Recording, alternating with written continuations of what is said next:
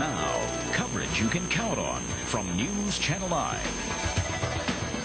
With every storm, they say, comes a blackout. The phone lines go dead for days, but apparently it's no emergency situation for the company. They're calling to fix it. Good evening, I'm Julie Abbott. Every time it rains, people in one East Syracuse neighborhood lose their phone service. It happened yesterday, and they say Verizon isn't too eager to fix the problem. Several of you called our Your Stories line wanting to know why. Michael Rickey went to find an answer. No dial tone, just static. That's all most people living on Frederick Street in East Syracuse heard when they picked up their phone this morning. And it's not the first time it's happened. Every time it rains, it happens.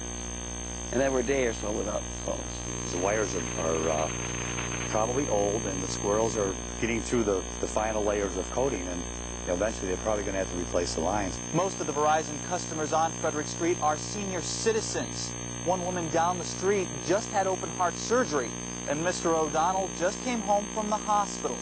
Neighbors here say going without phone service is more than an inconvenience. It's dangerous. It's kind of bad because, as I said, there's a lot of older people here and the sick people, and we should have a phone. When Genevieve and her neighbors called Verizon's service line, they were told the phone lines wouldn't be fixed until Tuesday. Verizon tells us they're busy after the rainstorms, but after several calls from angry customers and News Channel 9, crews did show up after all to make temporary repairs this afternoon. For people on Frederick Street, that will have to be good enough for now. No matter who you use for phone service, it goes through their lines, and Verizon that is, and so we're all at the mercy of them to fix those lines. A spokesman for Verizon in Albany says the only way to fix the problem permanently is to replace the phone line. Right now, the company doesn't have plans to do that.